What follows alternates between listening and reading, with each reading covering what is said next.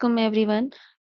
Today we are going to discuss the paper of Assistant Election Commissioner BPS 17 जो कि 6 दिसंबर 2025 को recently अभी हुआ था।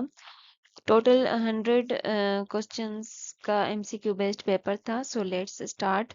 Question number 1, choose the correct synonym of abundant. Abundant means कोई चीज जो बहुत ज्यादा क्वांटिटी में हो तो उसका जो साइनोनिम होता है वो होता है plentiful. So the correct option is B, plentiful. इसका भी मकसद यही है, it means abundant, something which is present in larger quantities.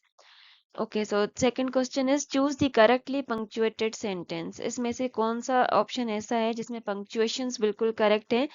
तो जो ऑप्शन सी है, it's raining outside, take an umbrella, it will be the correct answer. It's raining outside, take an umbrella. Option C is the correct answer. Next is identify the correct sentence. Neither of the boys are coming, neither of the boys is coming, neither of the boys were coming and neither of the boys have coming. क्योंकि neither जो है वो singular में आता है तो उसके साथ जो verb होगा वो भी singular लगेगा। तो यहाँ पे हमारा जो correct option होगा वो होगा neither of the boys is coming. So the correct option will be B, neither of the boys is coming. Then question number 4, choose the best word. His explanation was so blank that everyone understood immediately. यहाँ पे हमारा जो best word आएगा वो आएगा lucid, option B. Lucid means something which is very clear, जो कि easily understand कर ले कोई। तो क्योंकि इसकी explanation was so clear that everyone understood immediately, तो यहाँ पे जो लफ्ज आएगा वो आएगा lucid. His explanation was so lucid that everyone understood immediately. So the correct option will be B. Then question number 5. Choose the correct form of verb. If I blank earlier, I would have caught the train. यहाँ पे जो correct option होगा वो होगा C, had left. If I had left earlier, I would have caught the train. So the correct option will be C. Next we have identify the type of clause. I will wait here until you return. इसमें जो clause use हो रही है वो है dependent, so the correct option will be B. Then next is choose the correct word. Book is to reading as fork is to. अब book को हम पढ़ते हैं और जो fork होता है उससे हम खाते हैं, so fork is to eating, so correct option will be D. Then question number 8, choose the correct meaning of give up. Give up means छोड़ देना, हार मान लेना। तो इसका जो आंसर होगा वो होगा, इसकी जो मीनिंग होगी वो होगी to surrender. To surrender also means to give up, so the correct option will be A. Then choose the correct preposition. She is keen blank learning new languages. अब कीन के साथ जो बेसिकली यूज होता है वो on use होता है, keen on, which means very much interested in something. तो यहाँ पे होगा she is keen on learning new languages, so the correct option will be A, on. Then question number 10, select the correct spelling. Accommodate की correct spelling में 2 C आते हैं, 2 M आते हैं, so the correct option will be A, ACCOMMODATE. Okay, next we have which principle in Islam emphasizes reasoning and analogy when direct texts are absent. अब यहाँ पे पूछा जा रहा है कि जब कोई डायरेक्ट कोई टेक्स्ट अवेलेबल ना हो तो उस टाइम पे जो है रीजनिंग एंड एनालॉजी के साथ जो प्रिंसिपल यूज होता है इस्लाम में वो कौन सा यूज होता है? तो वो यूज होता है कियास। करेक्ट ऑप्शन इज बी, कियास। कियास जो है बेसिकली उस वक्त इस्तेमाल होता है जब कुरान या हदीस में किसी मसले का डायरेक्ट जो है वो हल मौजूद ना हो। तो फिर हम जो चीज़ें अवेलेबल होती हैं, जो एग्जांपल्स अवेलेबल होती हैं, सिमिलर जो केसेस मेंशन्ड होते हैं कुरान में या हदीस में, उससे रिलेटेड फिर जो प्रिंसिपल यूज होता है उसको कियास कहा जाता है। Okay, so next is which caliph is credited with standardizing compilation of the Quran? तो हज़रत उस्मान रज़ी अल्लाह ताला अन्हु ने जो कंपाइलेशन की थी कुरान की, so the correct option will be C, हज़रत उस्मान रज़ी अल्लाह ताला अन्हु. Then question number 13, which school of thought emphasizes strict adherence to hadith in Islamic? तो जो हम्बाली स्कूल ऑफ थॉट जो है वो हदीस की सख्त पाबंदी पर जोर देता है. So the correct option will be C, Hanbali. Then 14 is which Quranic surah is named after a prophet and also contain stories of previous prophets. अब यहाँ पे कुछ कुछ जगह पे मेंशन ये है कि जो सूरह यूसुफ थी उसमें वो जो है एक नबी के नाम पे उसको वो सूरह है, लेकिन उसमें दूसरे प्रॉफिट्स के बारे में जिक्र बहुत ही कम है, नहीं ना होने के बराबर है. तो बेसिकली जिस सूरत में हमारे पास उस नबी की भी जो है वो पूरी स्टोरी है और दूसरे प्रॉफिट्स के बारे में भी थोड़ा बहुत बताया गया है, तो वो सूरह इब्राहिम है. So the correct option will be C, Surah Ibrahim. Then 15 is which term describe consensus of Muslim scholars on legal issues. Muslim scholars जब किसी एक legal issue पे मुत्तफिक हो जाते हैं तो उसको कहा जाता है इज्मा. So the correct option will be B, इज्मा. Then 16, which surah is called the constitution of the Muslim state.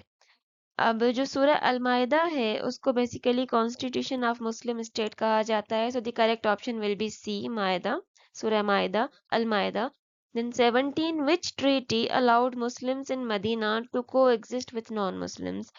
अब जो बेसिकली कॉन्स्टिट्यूशन ऑफ मदीना जो जिसको ट्रीटी ऑफ मदीना भी कहा जाता है, उसमें मुस्लिम्स को अलाउ किया गया था to coexist with non Muslims. So the correct option will be B, treaty of Medina.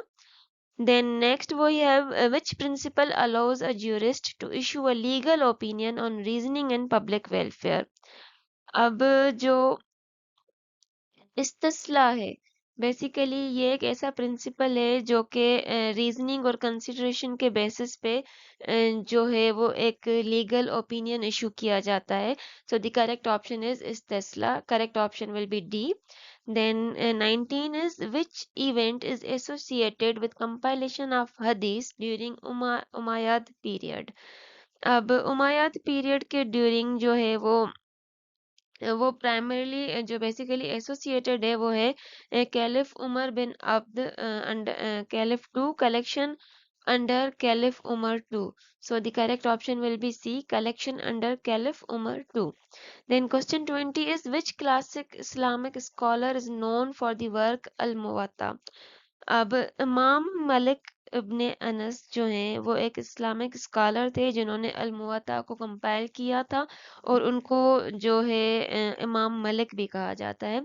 So the correct option is B, Imam Malik.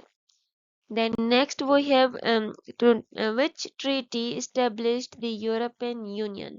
European union कौन सी ट्रीटी के तहत स्टेब्लिश हुआ था? वो हुआ था maastricht treaty. Option B is the correct answer here. Then 22, which G7 country announced recognition of Palestine in September 2025? अभी recently सितंबर 2025 में जो फ्रांस की तरफ से रिकॉग्निशन ऑफ फलस्तीन अनाउंस किया गया था, जो कि फर्स्ट कंट्री है फर्स्ट G7 कंट्री है टू रिकॉग्नाइज फलस्तीन. So the correct option is C, France. Then 23, what is the primary goal of WTO. WTO world trade organisation का जो प्राइमरी जो गोल है वो है basically to set rules for international trade. So the correct option will be B, international trade. Then next we have which country is the host of European Leaders Summit 2025? Country जिन्होंने European leaders summit 2025 host किया था वो थी UK. Correct option is ए.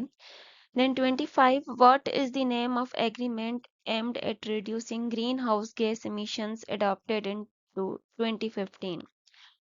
तो जो agreement 2015 में adopt हुआ था to reduce green house gas emissions उसको कहा जाता है Paris agreement. Option B is the correct option.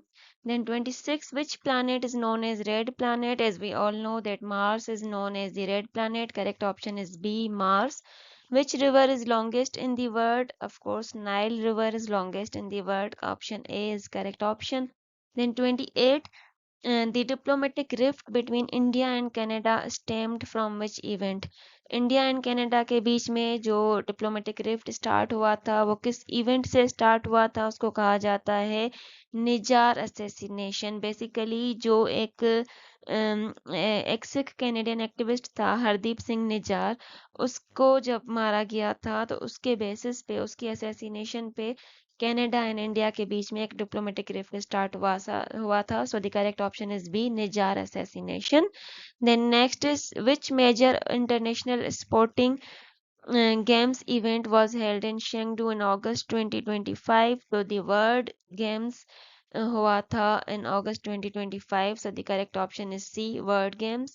Which AI model was released recently? अभी recently जो 7th August 2025 को जो ओपन एआई की तरफ से जो मॉडल रिलीज हुआ है वो हुआ है GPT-5। Correct option is C, GPT-5। Next is who is the current prime minister of Azad Jammu and Kashmir Pakistan? तो करंटली अभी जिन्होंने नवंबर में ही रिसेंटली चार्ज टुक ओवर की है वो फैसल मुमताज़ राठौर। तो करंट पीएम जो हैं आज़ाद जम्मू एंड कश्मीर के वो हैं फैसल मुमताज़ राठौर। तो इनमें से कोई भी ऑप्शन हमारे पास करेक्ट नहीं है। Therefore, option D, none of the above will be the correct answer. Then 32, what is the national animal of Pakistan? Markhor is the national animal of Pakistan. Then 33, which Pakistani university was ranked among top 100 in Asia in 2025? अभी 2025 में top Asia के अंदर top 100 में जो पाकिस्तान की दो universities आई हैं, एक आई है नस्ट का जो नंबर है वो है 68, और दूसरी है कायद अज़म यूनिवर्सिटी जिसका 89th नंबर है। सो इन ऑप्शन में से हमारे पास नस्ट नहीं है जबकि कायद अज़म यूनिवर्सिटी है। सो द करेक्ट ऑप्शन क्या हो जाएगा? ए, कायद अज़म यूनिवर्सिटी। देन नेक्स्ट वो ये who is the current chief minister of Gilgit Baltistan? तो अभी जो करंट चीफ मिनिस्टर जिन्होंने नवंबर में ही अभी रिसेंटली चार्ज टुक ओवर किया है वो है यार मोहम्मद, जो कि इन ऑप्शंस में से हमारे पास नहीं है। So the correct option will be D, none of the above. Then 35, the objective resolution was moved by which prime minister of Pakistan? तो जो ऑब्जेक्टिव रेजोल्यूशन थी वो पाकिस्तान के first prime minister Liaquat Ali Khan ने स्टार्ट की थी 1949 में। So the correct option is A, Liaquat Ali Khan. Then 36, which Pakistani economist is known as architect of country's 1973 economic policies and nationalization? सो गुलाम इसहाक खान जो थे वो एक प्रोमिनेंट पाकिस्तानी इकोनॉमिस्ट थे और उन्होंने एक बहुत बड़ा रोल प्ले किया था in shaping Pakistan 1973 economic policies. So the correct option will be B, Ghulam Ishaq. Then 37, the famous objective resolution was passed in Pakistan's Constituent Assembly in which year? तो objective resolution जो कि लियाकत अली खान ने स्टार्ट की थी वो 1949 में स्टार्ट हुई थी। So the correct option will be B, 1949. Then next we have the Kashmir dispute between Pakistan and India was first formally brought to the UN in which year? Kashmir dispute UN में 1948 को ये issue highlight हुआ था। So the correct option is B, 1948। Then which constitutional amendment restored parliamentary democracy after general Zia's martial law? तो जो 13 amendment थी constitution of Pakistan की उसमें जो है ये रीस्टोर किया गया था parliamentary democracy. So the correct option is C, 13th. Then question number 40, which constitutional article provides the fundamental rights of citizens in Pakistan? Fundamental rights of citizens of Pakistan जिस article में इसका constitution जो provide किया गया है वो है from article number 8 to 28 जो कि है under chapter 2। So the correct option is A, Article 8 to 28. Then 41, which party won last election in UK? तो अभी जो लास्ट इलेक्शन यूके में हुआ था वो लेबर पार्टी ने जीता था। Correct option is B. Then 42, which Islamic month was called the month of migration? इस्लामी महीना जिसमें हज़रत Muhammad peace be upon him ने मक्का से मदीना की तरफ हिजरत की थी, माइग्रेशन की थी, तो वो जो मंथ था वो रबीउल अव्वल का मंथ था। So the correct option is B, रबीउल अव्वल। And then next we have when Pakistan became nuclear state. Pakistan ने जो न्यूक्लियर टेस्ट किया था वो 28 मई 1998 को किया था और तभी ये न्यूक्लियर स्टेट बना था। So the correct option is D, 1998। Okay, next we have FATA merged with KPK under which amendment? Phata KPK के साथ जो मर्ज हुआ था वो अंडर 25th अमेंडमेंट के थ्रू हुआ था in 2018। So the correct option is D, 25th amendment. Then next is as per constitution right to information is provided in which article. Right to information जो है वो 19th आर्टिकल में दिया गया है। So the correct option is B, 19th। Then next is capital of Ukraine. तो Ukraine का जो कैपिटल है वो है Kyiv. Option B will be the correct answer.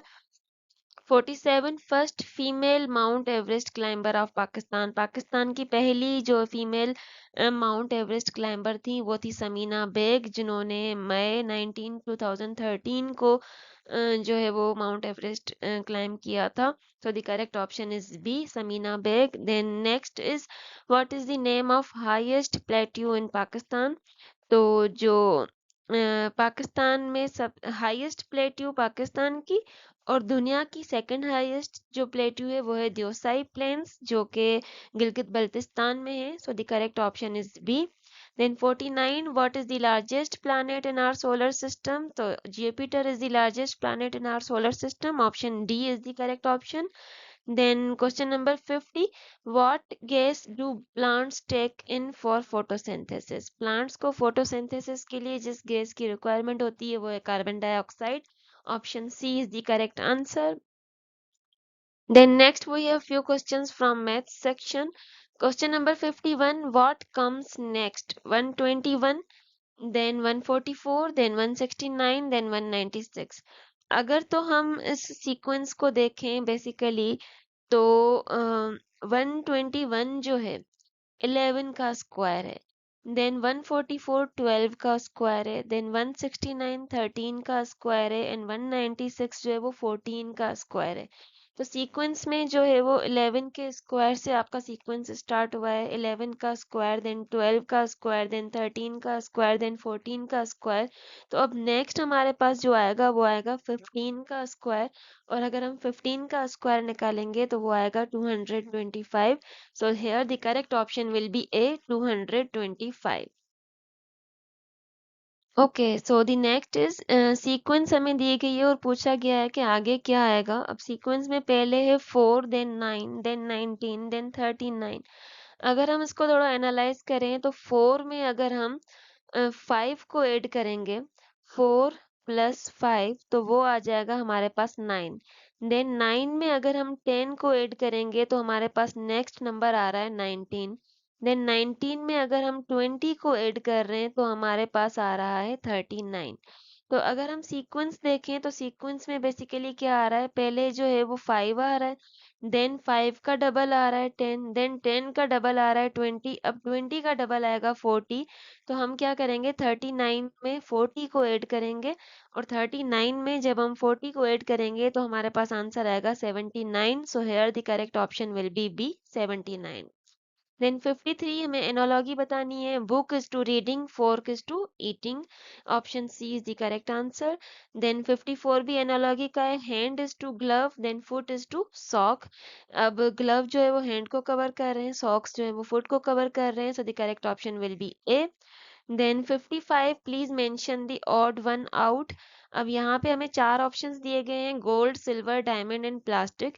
इनमें से कौन सी चीज है जो इन सबसे डिफरेंट है, वो है प्लास्टिक। जबकि गोल्ड, सिल्वर और डायमंड तीनों जो हैं वो नेचुरल प्रीशियस मटेरियल्स हैं, जबकि प्लास्टिक जो है वो एक सिंथेटिक मटेरियल है। सो here the correct option will be D, plastic. Then 56 is if 3x is equals to 12 then x will be equal to, हमें बेसिकली यहाँ पे x की वैल्यू बतानी है तो हम क्या करेंगे, 3x is equals to 12। हमें x चाहिए तो x क्या हो जाएगा, ये हो जाएगा 12 upon 3। 12/3 will be equal to 4. 3 4s are 12. So the correct option will be C, 4. Then 57, average of 10 and 20. Average of 10 and 20, तो हम एवरेज कैसे निकालेंगे? हम 10 + 20 डिवाइडेड बाय 2, तो 10 + 20 हो जाएगा 30. 30 डिवाइडेड बाय 2 हमारे पास आंसर आएगा 15. So the correct option will be B, 15. Then 58 is, if 25% of a number is 20, then the number is, अब यहाँ पे हमसे बेसिकली ये कहा जा रहा है कि किसी नंबर का 25% जो है वो 20 के बराबर। So 25% of x is equals to 20. ये हो जाएगा 25x/100 is equals to 20. यहाँ से हमें बेसिकली क्या करना है? यहाँ से हमें x की वैल्यू निकालेंगे, तो यहाँ पे 100 × 20 हो जाएगा, वो हो जाएगा 2000. इसको डिवाइड करेंगे हम 25 से, तो हमारे पास जो आंसर आएगा वो आएगा 80. So the correct option will be C, 80. Then 59. Okay, so question is 15 into x, 15 into 6 divided by 2. So we have 15 into 6 divided by 2. अब 15 को अगर हम 6 से मल्टीप्लाई करेंगे तो हमारे पास आंसर आएगा 90. देन 90 को हम 2 से डिवाइड करेंगे तो हमारे पास आंसर आएगा 45. अब यहाँ पे ऑप्शंस में हमारे पास 45 नहीं है, और ये क्लैरिफाई भी किया गया है ईसीपी की तरफ से कि इसमें जो है वो कोई आपका करेक्ट ऑप्शन नहीं था, इसलिए ग्रेस मार्क्स दिए जाएंगे. तो इसका बेसिकली जो आंसर था वो था 45. Then next we have square root of 169. 169 का square root होता है 13. So the 13 option B is the correct answer. Then next we have what comes next? 1 1 2 3 5 8 13. तो यहाँ पे बेसिकली दो नंबर्स को सम करके आगे का सीक्वेंस दिया गया है. अगर हम देखें तो 1 + 1 हो जाएगा 2, देन 1 + 2 हो जाएगा 3, देन 3 + 2 हो जाएगा 5, देन 3 + 5 हो जाएगा 8, देन 8 + 5 हो जाएगा 13. तो अब हम सिंपली क्या करेंगे? 13 और 8 को आपस में ऐड करेंगे तो आंसर आएगा हमारे पास 21. So the correct option will be B, 21. Then next is what comes next? 1 4 4 16 64. तो यहाँ पे बेसिकली अगर हम देखें तो 1 का जो स्क्वायर है वो है 1, 2 का स्क्वायर है 4, देन 4 का स्क्वायर है 16, देन 8 का स्क्वायर है 64. तो नेक्स्ट हमारे पास हो जाएगा 16 का स्क्वायर हो जाएगा जो आएगा 256. सो the correct option will be A. Then next is a cube is painted on all sides and sliced into 64 smaller cubes. How many cubes have no paint? इसको अगर हम कैलकुलेट करेंगे तो इसका आंसर आएगा 8. Correct option will be A. Then next we have if it takes 6 men 8 hours to dig a hole, how many hours would it take a 4 men working at the same rate? तो यहाँ पे सबसे पहले हम जो है वो total hours जो हैं वो कैलकुलेट करेंगे. हम 6 को मल्टीप्लाई करेंगे 4 से. 6 मैन जो है वो सॉरी 6 को हम मल्टीप्लाई करेंगे 8 से. 6 लोगों को 8 आवर्स लग रहे हैं, तो टोटल जो मैन आवर्स आ जाएंगे वो आ जाएंगे 48. देन 48 को हम डिवाइड करेंगे, हमें देखना है कि 4 मैन कितने में काम करते हैं, तो 48 को हम डिवाइड करेंगे 4 से, तो हमारे पास आंसर आ जाएगा 12. So the correct option will be B, 12. Then 65, if a man walks 3 kilometers north, 4 kilometers east, then 3 kilometers south, how many kilometers is he from the starting point? So अगर हम यहाँ पे देखें कि एक बंदा 3 किलोमीटर नॉर्थ की तरफ जा रहा है, सेम वही 3 किलोमीटर साउथ की तरफ जा रहा है, तो वो दोनों आपस में कैंसिल आउट हो जाएंगे. बाकी उसने कितना ट्रेवल किया? उसने 4 किलोमीटर ईस्ट की तरफ ट्रेवल किया. सो स्टार्टिंग पॉइंट से इसने टोटल कितना किलोमीटर जो सफर है वो तय किया? वो 4 kilometre. So the correct option will be A. Then next is question number 66. A person shall be disqualified on the grounds of defection etc under article blank of the constitution. तो basically अगर किसी बंदे को जब defection के basis पे disqualify किया जाता है, वो आर्टिकल 63A में मेंशन्ड है. So the correct option is D, 63A. Then next we have election to fill seats in the Senate allocated to each province shall be held in accordance with system of blank by means of single transferable vote. तो basically यहाँ पे जो senate में जो vacant seats को fill किया जाता है by proportional representation, so the correct option is A, proportional representation. Then next we have the Chief Election Commissioner and members of Election Commission are appointed by the President in the manner provided under which article of Constitution. तो ये basically 213 article में mentioned है. Then 69 Article 25 of the 1973 Constitution of Pakistan deals with, तो basically 1973 का जो 25th article है वो equality of citizen से related है, so the correct option is B, equality of citizen. Then when was the Constitution of Pakistan 1973 enforced? Pakistan 1973 का जो constitution है वो इन्फोर्स किया गया था 14th August 1973 को. Correct option is A. Then next is who advises the president on matters of national importance. President को कौन एडवाइस करता है नेशनल इम्पोर्टेंस के मैटर्स पे? तो वो बेसिकली दोनों करते हैं, prime minister and cabinet. So the correct option is C, PM and cabinet. Then next is constitution of Pakistan consist of how many articles? तो जो प्रेजेंट कॉन्स्टिट्यूशन है हमारा 1973 कॉन्स्टिट्यूशन, उसके ओरिजिनली 280 आर्टिकल्स हैं. So the correct option is B, 280. Then next is which article claim that the president has to be the head of state? तो वो basically हमारे 41 article में mentioned है कि president को head of state होना चाहिए. So the correct option is B, 41. Then 74 article 10A of the constitution deals with, तो जो बेसिकली हमारे कॉन्स्टिट्यूशन का आर्टिकल 10A है वो डील करता है with right of fair trial. Correct option is A. Then 75 under which article it shall be duty of all executive authorities to assist the commissioner and the commission in discharge of his or their functions. तो ये है हमारे article 220 में. Correct option is A. Then next is any right which has been provided by the Constitution of 1973 is called. कोई भी right जो कि Constitution of 1973 के थ्रू प्रोवाइड किया गया हो उसको फंडामेंटल राइट कहा जाता है. Correct option is C. Then parliament consist of, तो पार्लियामेंट तीन चीजों से कंसिस्ट हुई हुई है, national assembly, senate and president. Correct option is D.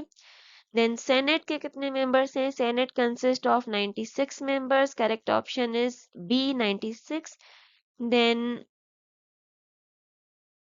Then next we have election to assembly shall be held within how many days on expiry of its term? तो basically जो है within 60 days after its term expires इनको election करवाना होता है. So the correct option is A, 60. Then question number 80, election to fill a vacant seat in Senate shall be held within how many days? तो इसका जो answer है वो है within 30 days elections जो सेनेट की जो वैकेंट सीट्स हैं उनको फिल करना चाहिए. So the correct option is C, 30. Okay, then next we have the election commission is empowered to declare a poll void under which sections of elections act. तो ये basically section number 9 में mentioned है. So the correct option is D, 9. Then next is election commission is empowered under which section to order recounting of votes in one or more polling stations of a constituency. So recounting of votes जो है वो 95th section में mentioned है. Option C is the correct option here. Then next, scrutiny of nomination papers to assemblies is conducted by a returning officer. Correct option is B, returning officer. Then 84, disciplinary proceedings against election officials can be taken by the commissioner under section 55. Correct option is B. Then next is the commission has power to punish for contempt under which section? तो the contempt means disobey करना, insult करना या disrespect show करना. तो उसमें जो punishment की जो power है वो basically mentioned है section number 10 में. So the correct option is A, 10. Then next we have under section 2026 what is minimum percentage of tickets must be awarded to women candidates by political parties. women candidates को जो है minimum 5% of tickets award होनी चाहिए. So the correct option is B, 5%. Then next is election within a political party shall be held under its own constitution, but intervening period between two elections shall not exceed 5 years under section 208. So the correct option is C, 5 years. Then next is an appeal against order of rejection or acceptance of nomination papers by the returning officer lies before. तो ये रखा जाता है basically election tribunal के आगे. So the correct option is B, election tribunal. Then next is functions of caretaker government are in which section? तो caretaker government के जो functions हैं Elections Act 2017 के section 230 में mentioned हैं. Correct option is A, 230. Then 90, an appeal against final order of election tribunal lies before. ये फिर high court के आगे रखा जाता है. Correct option is A, high court. Then technocrat means a person holding how many years of experience? किसी बंदे के पास अगर 10 सालों का एक्सपीरियंस है तो उसको basically at least 10 years of experience जिसके पास है उसको टेक्नोक्रेट कहा जाता है. So correct option is C, 10 years. Then next is election of the chief minister will be held by open ballot process. Correct option is A. Then next is the commission shall frame a code of conduct for except non-political government official. Correct option is C. Then 94, Elections Act 2017 was adopted in which month? तो elections act 2017 जो है वो अक्टूबर 2017 में adopt किया गया था. Correct option is C. Then next we have which of the following is true with regard to election agents under Elections Act? It refers to a person appointed by a candidate as his election agent, and sec B is it may refer to the candidates themselves too. So basically दोनों statements ही correct हैं. So the correct option will be D, both A and B. Then next is with regard to urban election areas, which of the following is not to be divided except under exceptional circumstances? तो basically मोहल्ला and street दोनों ही आ जाते हैं इसमें. तो the correct option will be both C and D. Then 97 is under the Elections Act government means which of the following? तो basically government का मकसद है local government, provincial government, federal government, all of this. So the correct option is D. Then 98, under the act presiding officer means presiding officer का मकसद होता है which is appointed under this act for polling station and an assistant presiding officer performing functions of presiding officer. दोनों statements correct हैं. So the correct option is D, both A and B. Then next is the return of election expenses of returned candidates shall be submitted to the returning officer on which form? तो यहाँ पे basically correct option नहीं दिया हुआ. ये ECP की तरफ से भी मेंशन किया गया है कि क्वेश्चन 99 में कोई करेक्ट आंसर नहीं दिया हुआ तो उसके भी आपको बोनस मार्क्स मिलेंगे. तो यहाँ पे बेसिकली इसका जो आंसर है वो है फॉर्म सी, कि जब रिटर्निंग ऑफिसर को जो रिटर्न दिया जाता है वो फॉर्म सी पे दिया जाता है. So the correct option will be form C. Then next is alteration in election program is mentioned in which section? तो इलेक्शन प्रोग्राम की अल्ट्रेशन जो है वो सेक्शन 58 में मेंशन्ड है. So the correct option is B, 58. Thank you very much. अगर तो आपको कोई क्वेरी हो, कोई कमेंट देना हो, कुछ भी हो, आप मुझे कमेंट बॉक्स में कमेंट कर सकते हैं. Then thank you very much for subscribing to our channel. आपके जिन दोस्तों ने हमारे चैनल को सब्सक्राइब ना किया हो प्लीज़ उनके साथ हमारी ये वीडियोस भी शेयर करें और चैनल को भी सब्सक्राइब करें. Thank you very much. मिलते हैं हमारी अपनी नेक्स्ट वीडियो में इंशाल्लाह. अल्लाह हाफिज़.